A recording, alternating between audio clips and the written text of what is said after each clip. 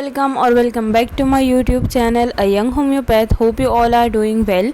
सो आज का जो वीडियो है उसके अंदर हम जो पढ़ने वाले हैं वो ऑलमोस्ट हमारा लास्ट टॉपिक होगा, जो कि आपका मटीरिया मेडिका का इंट्रो पार्ट है। ठीक है, तो जो रेस्ट ऑफ सारे जो टॉपिक्स आपके रहते हैं वो सब के बारे में ऑलमोस्ट मैंने वीडियो बना दिए हैं। ठीक है, तो अगर आपको उनमें से कोई टॉपिक देखना है, for example temperament, diathesis, types of materia medica, different ways to study materia medica, superiority, scope limitation, ठीक है, तो ये सारी चीज़ें मैं पहले से ही अपलोड कर चुकी हूँ।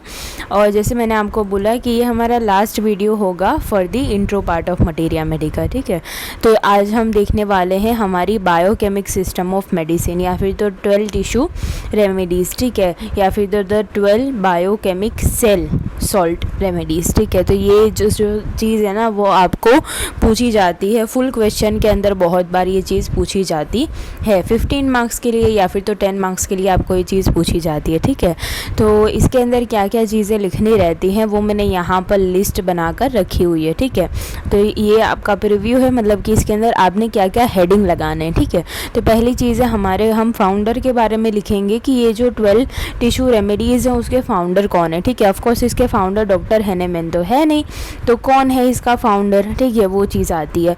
उसके पीछे की फ़िलॉसफी क्या है, मतलब कि हम इसकी ज़रूरत क्यों पड़ी, ठीक है, ये समझ सकते हो कि भाई ये इतनी ज़्यादा सिस्टम्स थी तो फिर इसकी ज़रूरत क्यों पड़ी।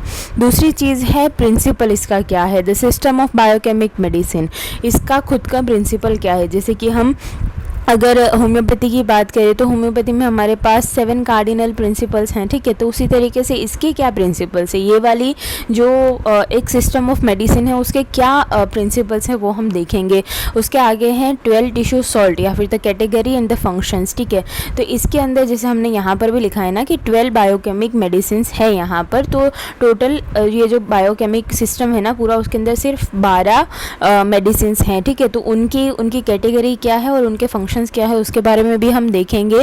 देन उसका क्लिनिकल यूज़ हम देखेंगे, उसका डायग्नोसिस, केस स्टडी एक दो मैं आपको बता दूंगी, एंड लास्टली द कंक्लूजन मैं आपको बताऊंगी। ठीक है, मोस्ट इंपॉर्टेंट जो यहाँ तक है ना डायग्नोसिस तक ही आपका इम्पॉर्टेंट है। रेस्ट ऑफ चीज़ें जो हैं वो आप अपने आंसर के अंदर इंक्लूड नहीं करोगे तो चलेगा, अगर आप फर्स्ट या फिर तो सेकेंड ईयर में हो तो। और दूसरी मैं आपको बात बता दूं कि जैसे हमको पता है कि अभी जो न्यू हमारा सिलेबस आया है फर्स्ट ईयर का, तो उसके अंदर फर्स्ट ईयर से ही आपको बायोकेमिक मेडिसिन इंक्लूड हो गई है, मटीरिया मेडिका की एग्ज़ाम होने लगी है। ठीक है, तो जो फर्स्ट ईयर है, सेकेंड ईयर है, ठीक है, तो उसके अंदर अगर आप लिख रहे हो तो लास्ट वाली 2 चीज़ें नहीं लिखोगे तो इट्स ओके, लेकिन अगर आपका जो थर्ड ईयर है, फोर्थ ईयर है, उसके अंदर ये चीज़ पूछी जाती है तो आपने इसको लिखना रहता है। ठीक है, तो सारी चीज़ें हम डिस्कस करेंगे, उसके अंदर से आप देखोगे कि आपको क्या ठीक लग रहा है आपके आंसर के अंदर लिखने के लिए और आपको क्या चीज़ें याद रह रही हैं। ठीक है, तो सबसे पहले हम क्या देखने वाले थे, the founder of this particular system. तो इसके फाउंडर कौन है, डॉक्टर W.H. स्कूजलर, ठीक है, जिन्होंने MD कर रखा है। ठीक है, जो कि जर्मनी के हैं, ये बिलोंग करते हैं जर्मनी से। ठीक है, और उनका जो बर्थ ईयर है वो 1821 से, उनका जो डेथ ईयर है वो है 1898। ठीक है, तो ये जो एक नाम है ना, ये आपको हर बार जो है कि MCQs वगैरह में या फिर तो वाइवा वगैरह में बहुत बार पूछा जाता है कि भाई 12 टिश्यू रेमेडी के फाउंडर कौन है, तो उसके फाउंडर कौन है, डॉक्टर स्कूजलर। अगर आप सिर्फ बोलते हो फिर भी ये चीज़ ठीक है, अगर आप W.H. स्कूजलर बोलते हो तब भी ये चीज़ ठीक है। ठीक है, तो ये सारी चीज़ें थी अबाउट द फाउंडर। अब आते हैं इसकी फ़िलॉसफी के ऊपर कि भाई ये इसका एक इसको निकालने के पीछे का मतलब क्या है, कि भाई ये ऐसी भी एक सिस्टम होनी चाहिए। ठीक है, तो ये क्यों हुआ। So the structure and the vitality of the organ depending on the presence of the necessary quantity of the inorganic constitutes. ये बात किसने बोली है, ऑफ कोर्स डॉक्टर स्कूजलर ने बोली है कि भाई जो हमारी बॉडी है, ठीक है, जो हमारा बॉडी के अंदर सारे सिस्टम्स हैं, जो सारे ऑर्गन्स हैं, तो उन ऑर्गन्स को अगर हम एक पर्टिकुलर सेल के बारे में भी बात करते हैं तो उस एक पर्टिकुलर सेल को, उस एक पर्टिकुलर टिश्यू ऑर्गन को काम करने के लिए, ठीक है, उसका स्ट्रक्चर बनने के लिए और उसके फंक्शन होने के लिए, उसका काम करने के लिए जो नेसेसरी चीज़ें हैं, जो नेसेसरी इनऑर्गेनिक कॉन्स्टिट्यूशंस हैं, ठीक है। ऑर्गेनिक कॉन्स्टिट्यूशन कौन हो जाते हैं? हमारे प्रोटीन्स हो गए, कार्ब्स हो गई, फैट हो गया, ये सारी चीज़ें क्या है? ऑर्गेनिक चीज़ें हैं।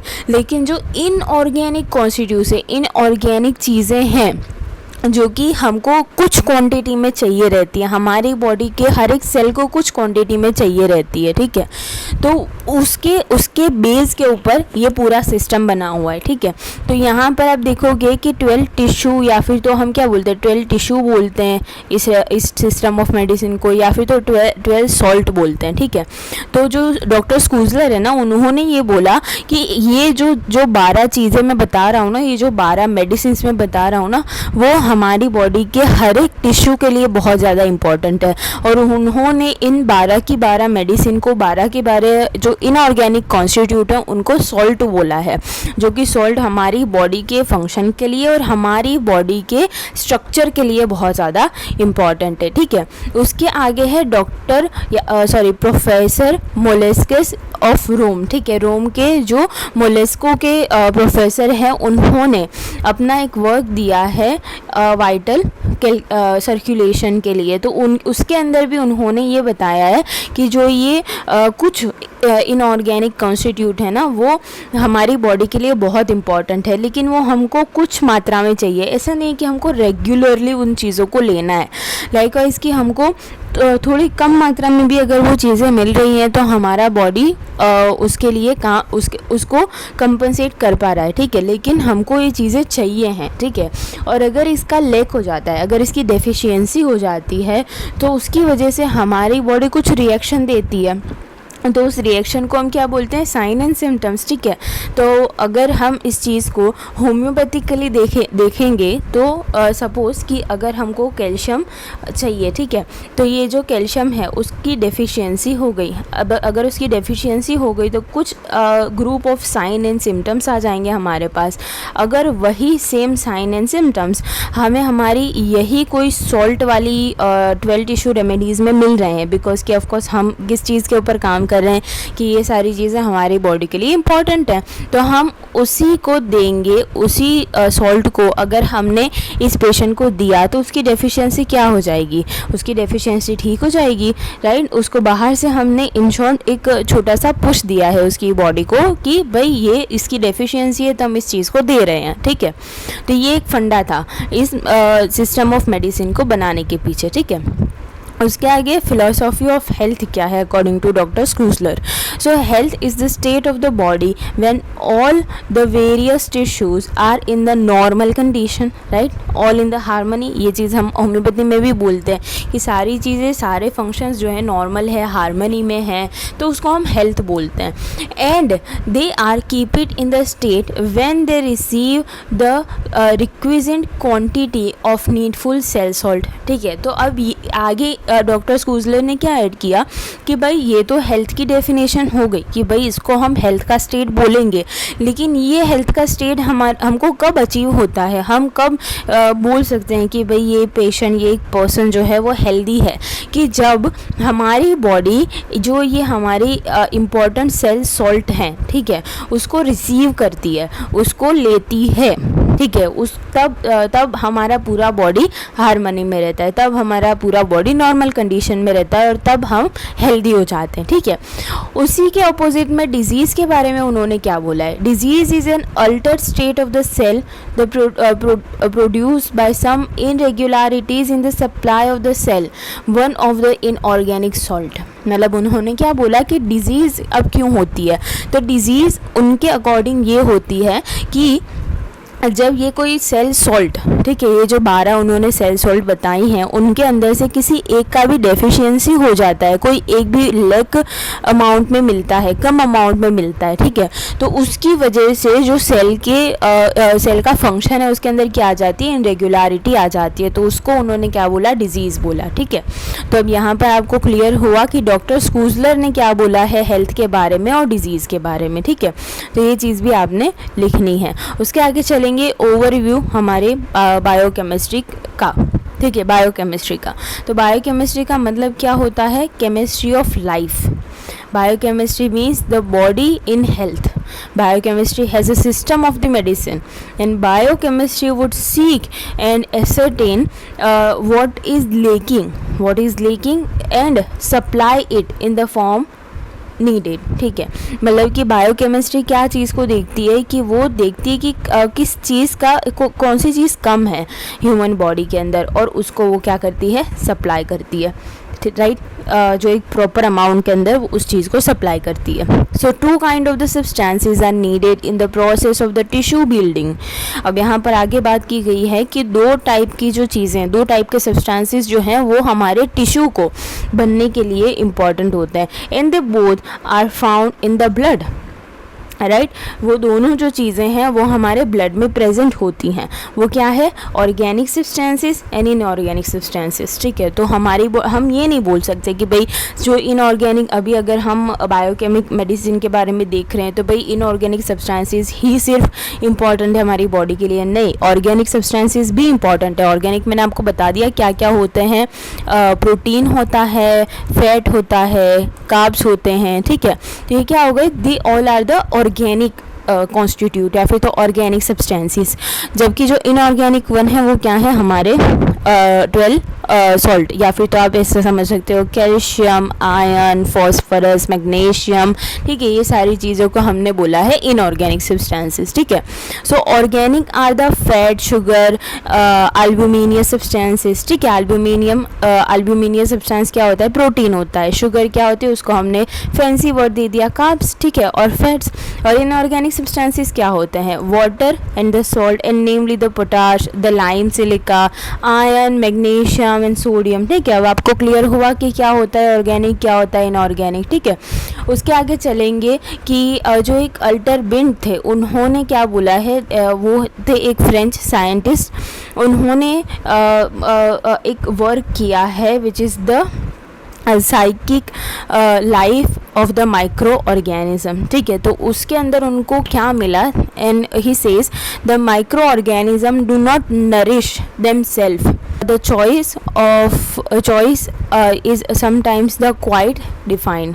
ठीक है, तो मतलब कि जो हमारे माइक्रो ऑर्गेनिज्म से यहाँ पर इनका क्या मतलब है, जो बैक्टीरिया, वायरस होते हैं वो अपने आप को नरिश किसकी हेल्प से करते हैं, कि जो इनऑर्गेनिक सब्सटेंसेस होते हैं उनकी हेल्प से करते हैं। ठीक है, एंड द जर्मन साइंटिस्ट, दूसरे एक जर्मन साइंटिस्ट हैं, उन्होंने क्या कहा है, द ग्रेट विर्चो ने अच्छा खासा जो सेल्यूलर पैथोलॉजी है उसके बारे में उन्होंने जो है कि अपना वर्क दिया है। ठीक है, तो उन्होंने एक अपना वर्क पब्लिश किया था, Virchow cellular pathology.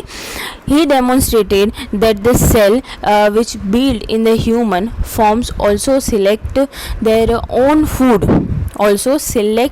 own food from the material at hand, and that nothing foreign to their constitute the part can be force upon them. ठीक है, तो वो अपना खुद का क्या है कि फूड चूज़ करते हैं, ये नहीं कि जो उनके पास है वही वो खा लेते हैं। ठीक है, ये समझो कि भाई एक सेल है तो वो अपना फूड खुद चूज़ करेगा कि भाई मुझे ये एक पर्टिकुलर चीज़ चाहिए। वो ऐसा नहीं करेगा कि भाई मेरे बाजू में प्रोटीन पड़ा हुआ है तो मैं सिर्फ प्रोटीन को खा लूँगा, ऐसा नहीं है। वो अपने तरीके से डिमांड देता है। ठीक है, and the constitute part can be found upon them except the produce cell injuries and death। ठीक है, तो injuries and death वाली चीज़ थोड़ी सी अलग चीज़ है, लेकिन अभी हम यहाँ पर उस चीज़ के बारे में बात नहीं करेंगे।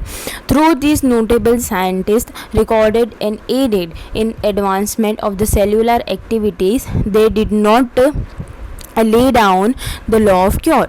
ठीक है, तो ये सारी चीज़ों के बाद भी ये जो सारे साइंटिस्ट हैं उन्होंने मतलब कि क्या चीज़ वो बताना चाहते थे कि सेल्यूलर लेवल के ऊपर, छोटे से छोटे लेवल के ऊपर चीज़ें किस तरीके से होती हैं। ठीक है, और ये सारी चीज़ें हमारा लॉ ऑफ क्योर के अंदर नहीं आती। ठीक है, the work of formulating a system of the medicine and the proclaiming to the world the basic law of cure was at last discovered remaining from the Dr. Schuessler। ठीक है, तो ये जो सारे साइंटिस्ट थे ना उन्होंने लॉ ऑफ क्योर के बारे में कोई चीज़ नहीं बताई, उन्होंने अपना हाइपोथेसिस दे दिया कि भाई ये सारी चीज़ें होती हैं, सेल के ऊपर ये चीज़ें होती हैं, माइक्रो ऑर्गेनिज्म के अंदर ये चीज़ें होती हैं।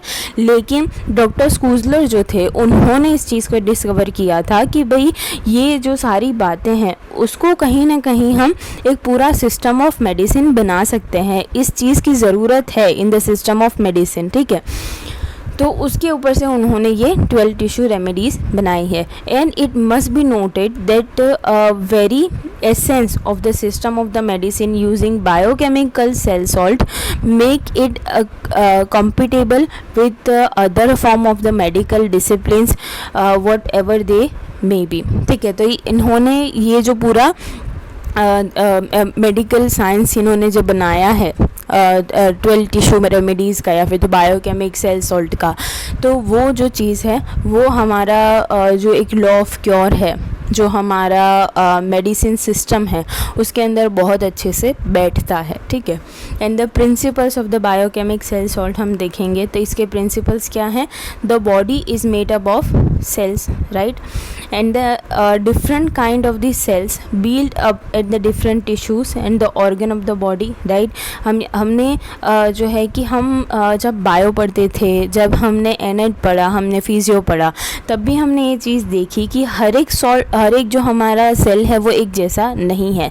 सेल का भी हम पूरा क्लासिफिकेशन देखते हैं, राइट, और वो सेल भी हम देखते हैं कि कौन से हमारी बॉडी के ऑर्गन के पास, कौन से हमारी बॉडी का जो ऑर्गन है उसका टिश्यू बनाने के काम में आते हैं। लाइकवाइज कि फॉर एग्जांपल अगर हम देखेंगे तो जो हमारा ट्रेकिया है, ठीक है, उसके अंदर या फिर तो जहाँ पर भी म्यूकस मेम्ब्रेन आपको मिलेगी वहाँ पर आपको एपिथेलियल सेल्स मिलेंगे, राइट। जबकि जहाँ पर जो सीरस मेम्ब्रेन आपको मिलेगी, ठीक है, वहाँ पर आपको कहीं पर भी एपिथेलियल सेल्स नहीं मिलेंगे, राइट। तो जहाँ पर म्यूकस की ज़रूरत है वहाँ पर एपिथेलियल सेल्स हैं, जहाँ पर म्यूकस की ज़रूरत नहीं है वहाँ पर एपिथेलियल सेल्स नहीं है, राइट। तो यहाँ से हम समझ सकते हैं कि जो हमारी बॉडी है उसके अंदर डिफरेंट साइड के ऊपर डिफरेंट सेल्स प्रेजेंट हैं, ठीक है।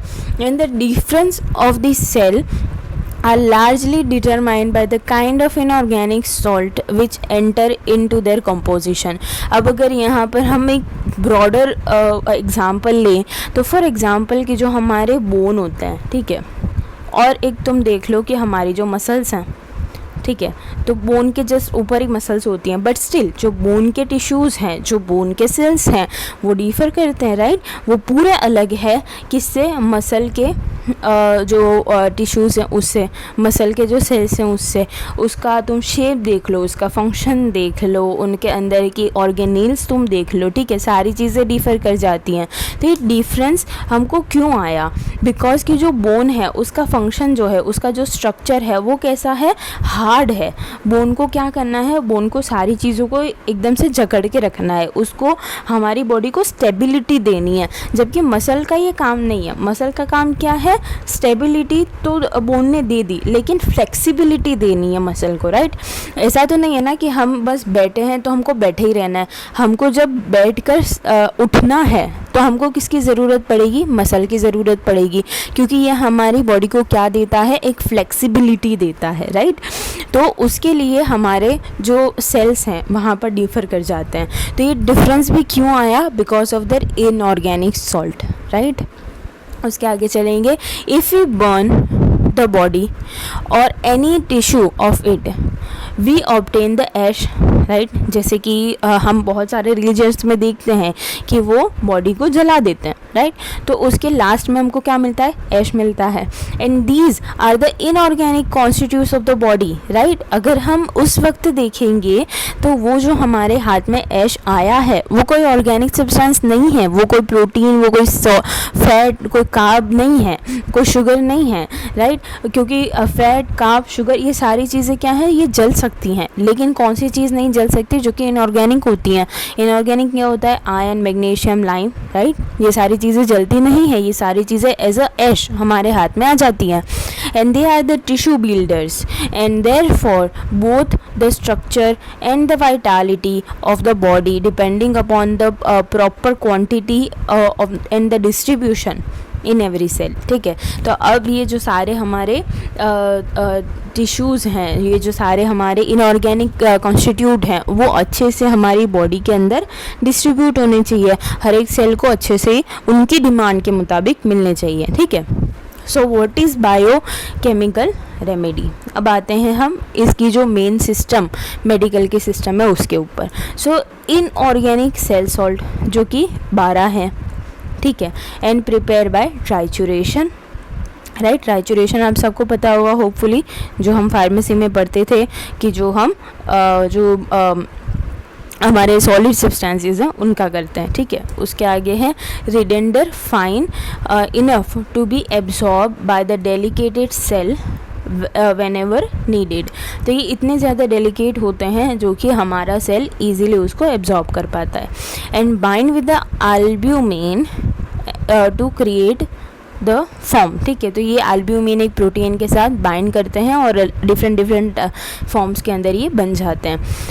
An inorganic mineral salt does not lose its entity, but it always same substance. However fine it may be, many time it may be subdivided or however highly it may be triturated, ठीक है। तो अब यहाँ पर ये चीज़ की गई है कि जो इनऑर्गेनिक सब्सटेंसेस होते हैं वो कभी भी अपना जो एंटिटी है, अपना जो रियल उनका जो स्ट्रक्चर है, रियल जो उनकी सारी चीज़ें हैं उसको नहीं छोड़ते। जैसे हमने तीसरा पॉइंट देखा कि they bind with albumin to create a form, right. तो अब यहाँ पर इस चीज़ को समझाया गया है कि पहले हमने क्या बोला, इनऑर्गेनिक मिनरल कभी भी अपनी एंटिटी नहीं छोड़ते, लेकिन जब हमने उसका ट्राइचुरेशन किया तो वो इस फॉर्म में आ गए कि वो अपनी जो एंटिटी है वो छोड़े तो नहीं, पूरी तरीके से नहीं छोड़े, लेकिन एटलीस्ट दूसरे किसी के साथ मिल पाए, ठीक है।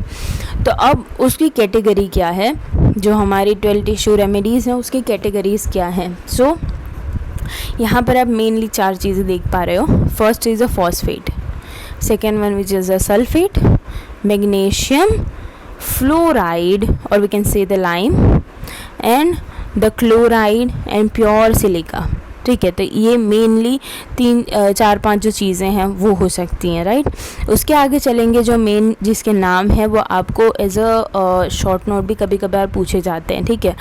तो ये आपने बाय हार्ट करके रख लेने हैं। 12 के बारे नाम यहाँ पर बताए गए हैं, calcarea phos and ferrum phos and kali phos and सारी चीज़ें, ठीक है। तो ये आपने एक बार अच्छे से देख लेनी है। उसके आगे अगर हम देखेंगे कि उनके फंक्शन क्या हैं, कैटेगराइज एंड देयर फंक्शंस। तो जो कैल्शियम्स होते हैं ना, like calcium phos, calcium fluor, calcium sulph, ठीक है। तो इन सब के डिफरेंट काम होते हैं, राइट। तो जो कैल्शियम फॉस होता है हमारा, दे मेक्स द बोन, राइट। तो अगर इसकी डेफिशिएंसी हो गई तो जो बोन डिफॉर्मिटी हो जाएगी। कैलकेरिया फ्लोर, तो ये स्ट्रेंथन द लिगामेंट, ये लिगामेंट को स्ट्रेंथन करते हैं। तो अगर इसकी डेफिशिएंसी हो गई तो क्या होगा कि लिगामेंट लूज़ हो जाएंगे, जिसकी वजह से जो हमारे जॉइंट्स हैं वो जल्दी डिसलोकेट हो जाएंगे, ठीक है।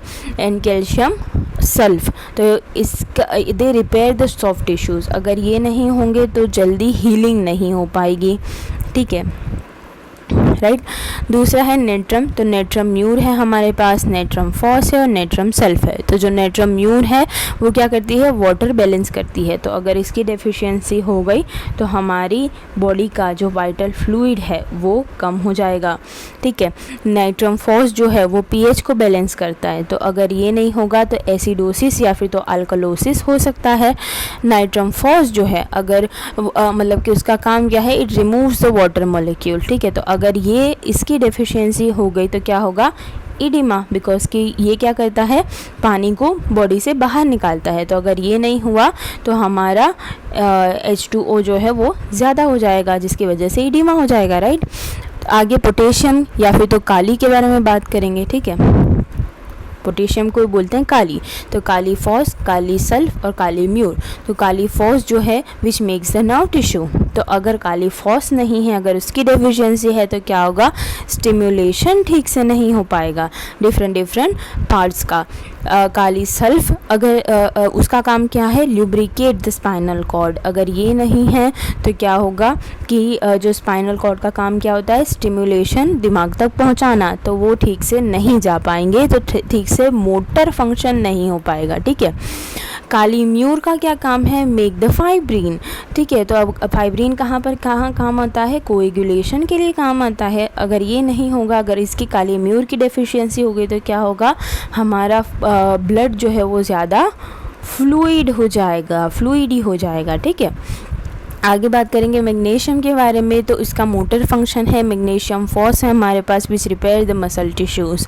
तो ऑफ कोर्स अगर ये नहीं होगा तो क्या होगा, हमारे मसल वीक हो जाएंगे। राइट। आयन के बारे में देखेंगे। ऑफ कोर्स हम सबको पता है कि आयन हमारा कहाँ काम करता है, आरबीसी के अंदर एचबी, राइट, एचबी का फॉर्मेशन के लिए। तो अगर ऑफ कोर्स अगर ये नहीं होगा तो हमको क्या हो जाएगा, ion deficiency anaemia, right, anaemia. ठीक है। सिलीशिया के बारे में बात करेंगे। सिलीशिया कुछ नहीं होता, जैसे हम किसी दरिया के पास जाते हैं और हमको वहाँ पर रेत मिलती है, उसी को हमने बोला है सिलीशिया। ठीक है। तो सिलीशिया हमारे हेयर के लिए, नेल्स के लिए और स्किन के लिए इम्पॉर्टेंट है। तो अगर इसकी डेफिशिएंसी हो गई तो सारी चीज़ें कैसी हो जाएंगी, ख़राब हो जाएंगी। ठीक है। तो ये सारी चीज़ें थी अबाउट कि जो हमारी टेल टिश्यू रेमेडीज़ हैं, जो उसकी कैटेगरीज़ हैं, वो कहाँ कहाँ काम लगती हैं। ठीक है। उसके आगे हमने वापस से उसी चीज़ को मतलब और ज़्यादा कम करके बताया हुआ है कि भाई नर्व सेल के लिए क्या इंपॉर्टेंट है, मसल के लिए क्या इंपॉर्टेंट है, बोन के लिए क्या इंपॉर्टेंट है। ठीक है। तो ये सारी चीज़ें थी कि जो मुझे आपको बतानी थी about the biochemic system of medicine. और अगर आपको, जैसे मैंने आपको बोला कि 15 मार्क्स का एक क्वेश्चन होता है, फुल क्वेश्चन रहता है, तो उसके अंदर आपने इतनी चीज़ें लिखनी रहती हैं। ठीक है। तो होपफुली आपको सारी चीज़ें अच्छे से समझ में आई होंगी। And if you still have any doubt then you can ask me in the comment section, and if you want any video on the specific topic then you can ask me in the comment section, as well as you can DM me on my IG account, link is in the description box, and please like, comment, share and subscribe to my channel, and thank you so much for watching.